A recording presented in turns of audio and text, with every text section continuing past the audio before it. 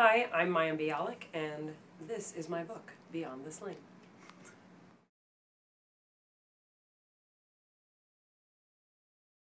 So what inspired you to write Beyond the Sling?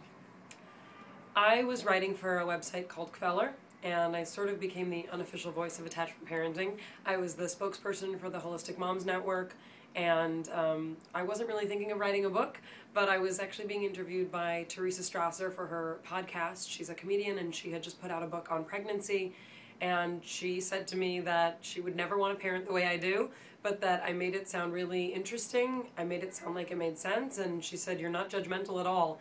And she wanted me to meet her book agent, and I met her book agent, and I still was thinking it was crazy, and he said, "You have a book here," and 4 months later we had a proposal. Before you had children, what kind of a parent did you think that you were going to be? I don't know that I gave much thought to what kind of parent I was going to be. I think we all have an innate sense of, I want to do things different than my parents did, but I didn't really know what that meant. I wasn't the kind of kid or teenager or young adult that couldn't wait to have kids or couldn't wait to get married. I just wasn't that kind of female. I also was concerned that I didn't have those feelings, and maybe there was something wrong with me, and maybe I wasn't going to be a good mom and all that stuff.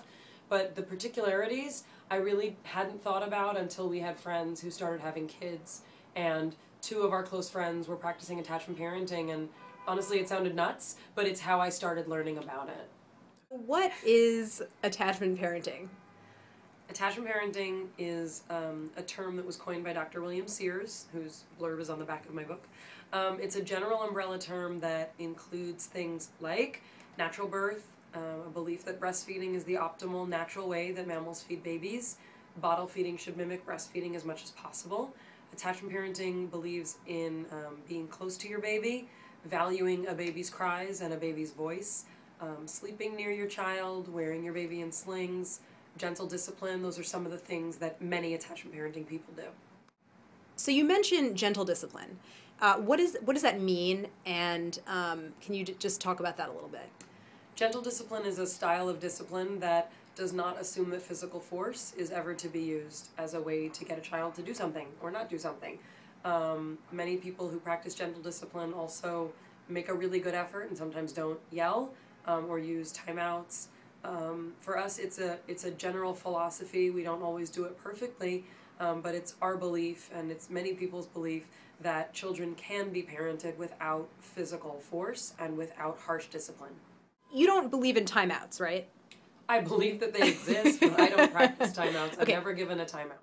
What would you do, let's say, if, for instance, Fred was throwing a tantrum?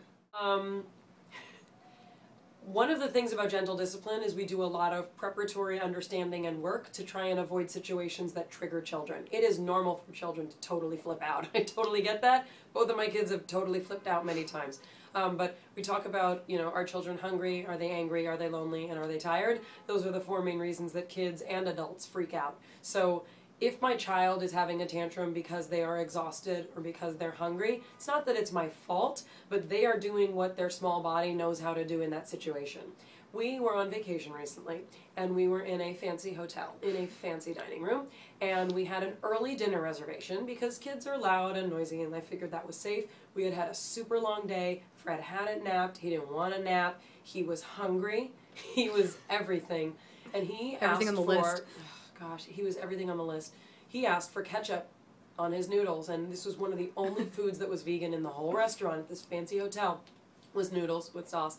And he's never eaten ketchup on noodles, ever, and he asked for ketchup on his noodles. And the first thing was, for me, even though I'm an attachment parenting person, I have limits, and the ketchup situation can get really out of hand, and once I start with a little, I don't want to go there. So I decided I was going to make a small exception, and I put a dollop of ketchup next to his noodles. And I figured, you know what? There's ketchup. It's on the noodles. That was not going to work. Fred pitched a holy fit, screaming, banging. I let it go about 7 seconds before realizing there's no way to fix this. Right. And sometimes it is about giving up. That's not the child winning.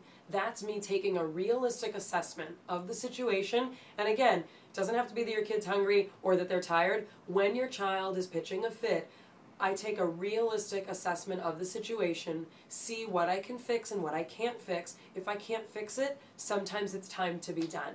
And then we deal with the fallout. For Fred, that fallout was that he screamed all the way back to the hotel room and he passed out within 3 minutes of laying down.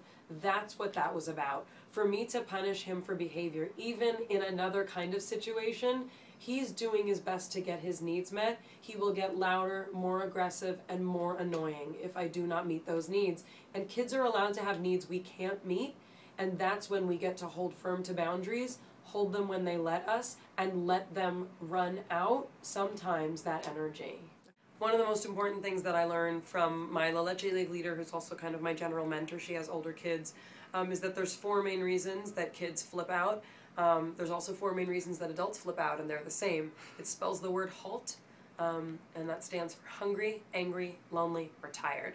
And anyone with a toddler knows that when kids are hungry or tired, it's the best time for them to totally flip out and have a tantrum, and for us to try and manage it as best as we can. But angry and lonely are the 2 in the middle that a lot of people forget about.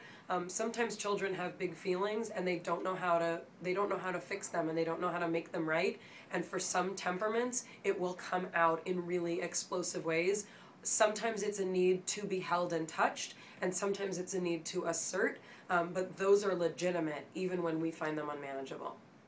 With attachment parenting, it's really important to be in control of your own emotions as much as you can, because really, like, you're doing the best that you can, and the child's doing the best that they can. So can you talk about that? Yeah, I don't even know if it's being in control of your emotions, it's being in touch with your emotions, and knowing when you're triggered. I found the times that I was most out of my mind with my kids, whether it was when they were babies and had been on a nursing run that would not end, and I felt like I was going to either jump out the window or, I've broken a couple phones in anger and frustration, largely because I can't make everything fit and work.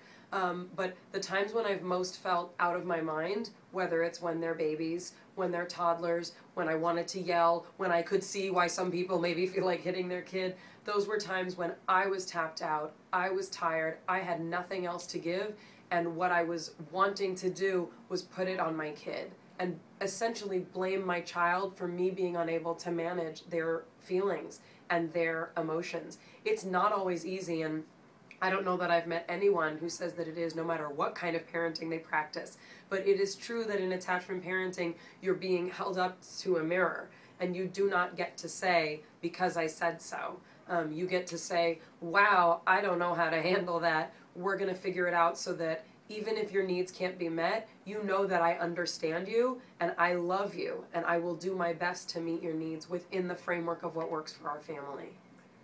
If you don't know about childbirth, you might be a little bit terrified to go into labor, right? So for a pregnant woman, like if a pregnant woman approached you and said, like, I am so scared of how painful childbirth is going to be. I hear this all the time. Right, exactly. I mean, what would you say? The first thing that is important to do is to redefine the definition of pain. There's been mystics and meditators for thousands and thousands of years who have been able to demonstrate that the body and the mind can be used together to dull sensations. And I'm not superhuman to have gone through 2 labors without drugs. What I was able to do was shift the concept of pain, learn some very simple breathing and meditation techniques that did not cost money to do. I was able to practice by myself. Those were the things that power us through labor because it matters. And, we talk about fear. We say an anxious cervix is a closed one. You cannot release a baby if your body's in fear. And many doctors are happy to help you get that baby out by their methods. But if you learn about childbirth and you learn about labor and you learn about the amazing chemicals in your body and your brain that are designed to make that happen, it is not a terrifying, traumatic, painful experience. Even shifting your language around it, we don't call them contractions, we call them surges. We don't call it pain, we call it intensity. Those are things that actually matter how you perceive labor. So my son Ari, he's a fireball. He's almost 4. He co-sleeps with us, but he does not want to go to sleep at night at all. You say it's time to go to bed, let's go read a story. He's like, I'm not down. This is not happening. what, from an attachment parenting standpoint, or just like from your own experience, what do you think we should do? He's not tired. Yeah. That's what I was told. Okay. When I had this same exact problem. I mean, it's like we're talking I like understand. We're talking like 10 o'clock, like 11 o'clock at night. I understand. Yeah. So children will sleep when they're tired. Right. If they are overstimulated, they will not sleep. Okay. The fact is, it depends a lot on the particularities of your house. I know a lot of people in my community who let the kids stay up until they're tired and until they fall asleep and wherever they fall asleep. But if that doesn't work for you, you cannot force a child to sleep. Right. But you can enforce things like quiet time. You Right. can enforce places that are safe to be. You can make a decision to no longer be stimulating for your child by saying, I'm going to sleep. This is the place where you can be if you want to be in the same room as me, but I need to rest. This is the time that I get to rest. But this is one of the reasons sometimes people don't want to be in the same room as a child. It's not something I specifically had experience with at this age, but that's one of the ways to do it, is to start putting boundaries around it. I didn't have that kid, so I can't speak to it specifically, but the kind, loving thing to do is not to give your child cough syrup, which I know you wouldn't do. No, but I mean, honestly, you cannot force a child. There's increased activity that might help.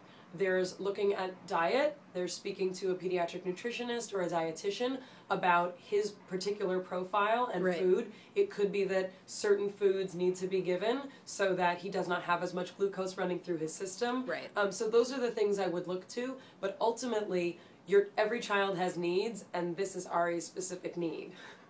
If somebody were, expecting a baby and they were looking at parenting books, what do you feel that Beyond the Sling could offer this person? It's a fantastic question. Ricki Lake's endorsement for our book was that for anyone who's even considered getting pregnant, she thinks this is compulsory reading.